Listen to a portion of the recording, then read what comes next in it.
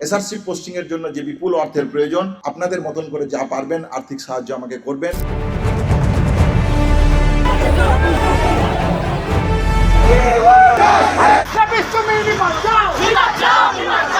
আরজি কর আন্দোলন যত পুরনো হচ্ছে ঠিক ততই বিতর্কের নানান রকম প্রশ্নের মুখোমুখি হচ্ছে এই আন্দোলন।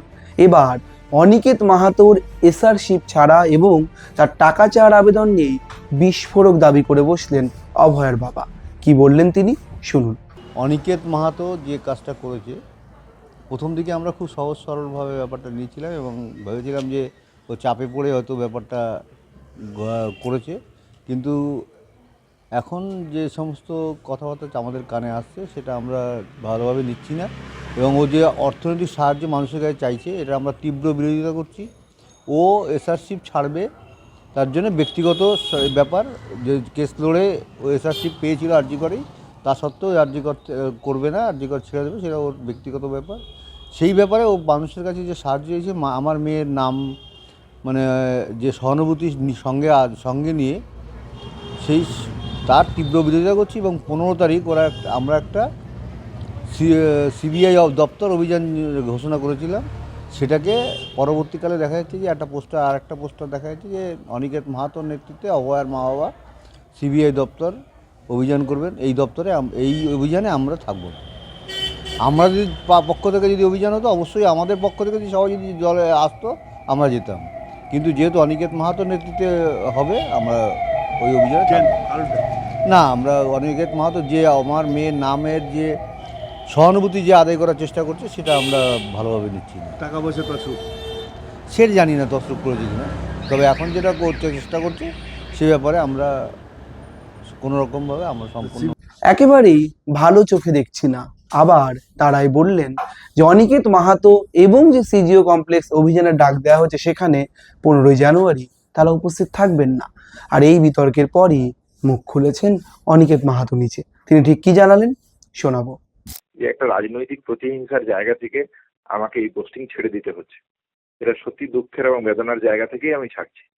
তাহলে সেই জায়গা থেকে আমি বলেছি যে কেউ যদি আমার এই মন্তব্যের সাথে সহমত হন যে আমি রাজনৈতিক প্রতিহিংসার শিকার, সেই জায়গা থেকে আমি ছেড়ে আসা উচিত, তাহলে আপনারা সহায়তা করবেন। যদি আমার এই মতের সাথে আপনারা সহমত না হন তাহলে আমাকে সহায়তা করবেন না। তাহলে এটা আমারকার একটা মতামত আমি সবার কাছে রেখেছি।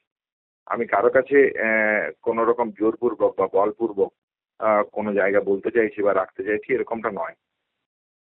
দ্বিতীয়ত হচ্ছে যে 15 জানুয়ারির প্রোগ্রাম সম্পর্কে বলছেন, 15 জানুয়ারির সংগ্রাম voice of Abhaya, voice of women বলে একটা নাগরিক সংগঠনের ডাকে প্রোগ্রাম। সেখানে নানান মানুষজন আসছে, তারা আমাকে ইনভাইট করেছিলেন, সেই হিসাবে আমি আসছি। এবং আমি তো এই কথা 2রা জানুয়ারি প্রেস কনফারেন্সও বলেছি যে অভয়ার ন্যায় বিচারের জন্য আরজি কর আন্দোলনের থেকে যে সমস্ত নাগরিক কমিটি তৈরি হয়েছে, যে সমস্ত সাধারণ মানুষকে নিয়ে কমিটি তৈরি হয়েছে, যারাই ন্যায়সঙ্গত যে কোনো আন্দোলনে ডাক দেবেন, সামাজিক আন্দোলন হোক, রাজনৈতিক আন্দোলন হোক, যেখানেই যে কোনো নাগরিক কমিটির ডাক দেবেন, সেই কমিটির ডাকে সাড়া দিয়ে আমি ন্যায় বিচারের লড়াইয়ে সবসময় অগ্রণী ভূমিকাতে থাকবো। কথা আমি শুরুর দিন থেকে বলেছি। তাহলে এই লড়াই লড়তে চাওয়ারই জায়গা থেকেই একটা কারণ, অন্যতম কারণ হচ্ছে এসআরসিপ এর পোস্টিং এর ছাড়া, রাজনৈতিক প্রতিহিংসা ছাড়া থেকে পরিষ্কারভাবে যে আন্দোলনের জায়গা আছে সেই পথ বেছে নিয়েছি আমি। অনিকেতকে নিয়ে অভয়ের বাবার এমন দাবির পরেই তেড়ে ফুড়ে মাঠে ময়দানে নেমেছে তৃণমূল নেতাদের দাবি, তারা তো বরাবরই এমন কথাই বলছিলেন, কেন ব্যক্তিগত কাজের জন্য অন্যদের কাছে টাকা চাওয়ার আবেদন করবেন অনিকেত? সেই প্রশ্ন তুলেই ফের সরব হয়েছেন সুদীপ রাহা। তিনি ঠিক কি জানালেন শোনাবো আপনাদের। ব্যক্তিগত ইস্যুতে তার ব্যক্তিগত প্রয়োজনের জন্য তিনি বাইরে থেকে টাকা তুলবেন কেন একজন নির্যাতিতার নাম ব্যবহার করে? এটা তো আমরা তো প্রথম দিন থেকে বলছি, পুরো বিষয়টাই অনৈতিক, পুরো বিষয়টাই বিচার বিভাগীয় তদন্তের আওতায় আসা উচিত এবং পুরো বিষয়টাকে তদন্ত করলে দেখা যাবে যে এই জুনিয়র ডাক্তাররা তারা তাদের নিজস্ব স্বার্থসিদ্ধি করে গেছে। কেউ গাড়ি কিনেছে, কেউ ফ্ল্যাট কিনেছে, কেউ নাম কামিয়ে সিনেমায় ঢুকেছে। সুতরাং আরো যত দিন যাবে আমরা বলছি নির্যাতিতার পরিবার বুঝতে পারবেন যে তাদেরকে নিয়ে কিভাবে রাজনীতি করা হয়েছে। প্রথম দিনই মুখ্যমন্ত্রী মমতা বন্দ্যোপাধ্যায় বলেছিলেন যে তিনি পরিবারের পাশে আছেন। ওনাদের উচিত ছিল রাজ্যের মুখ্যমন্ত্রীর প্রতি আস্থা রাখা। উনি যদি আস্থা রাখতেন তাহলে আজকের দিনে যারা ওদেরকে নিয়ে নেচেছে যারা ওদেরকে নাচিয়েছে, রাজনৈতিক স্বার্থ সিদ্ধির জন্য ব্যবহার করেছে, তাহলে এইভাবে এই পরিবারটাকে ব্যবহৃত হতে হতো না অন্তত। অনিকেতের প্রেস কনফারেন্সের পরেই এবং তার WBJDF থেকে সরে আসার পর মুখ খুলেছিলেন আশফাকুল্লা নাইয়া। ডক্টর আশফাকুল্লা বারবার দাবি করেছিলেন এমন সিদ্ধান্ত অনিকেত মাহাতো না নিলেই পারতেন। তারপর আজ অভয়ের বাবা যখন এমন মন্তব্য করলেন, ঠিক তারপরে আশফাকুল্লা ঠিক কি বলছেন শুনুন। ওনারা অনেক সম্মানীয় এবং ওনাদের ব্যথা যন্ত্রণা অনেক বেশি আমাদের থেকে।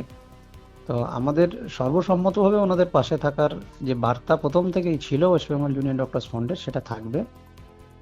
এবং কোনো ক্ষেত্রে এই যেভাবে টাকা পয়সার ব্যাপারটা যেভাবে সামনে এসছে, এটা আমরা অনেক আগেই পরিষ্কার করে দিয়েছি। আপনি জানেন, আমি ব্যক্তিগত ভিডিও বার্তাতেও বলেছিলাম যে এটা না করলেই অনিকেতদা ভালো করতেন। জীবনটাই ঠিক যেন রঙ্গমঞ্চের মতো। আর এই আরজি করা আন্দোলন নিয়ে নানান প্রশ্ন, বিতর্ক, টাকা তোলা, WBJDF, আন্দোলনকারী, বিভিন্ন রকম বিভাজনের মধ্যে এই রঙ্গমঞ্চের প্রশ্নও কিন্তু বারবার কটাক্ষের সুরে হলেও কেউ কেউ তুলছেনি। ক্যামেরায় সবুজিৎ মুখোপাধ্যায়ের সঙ্গে রমেন দাস, সংবাদ প্রতিদিন .in।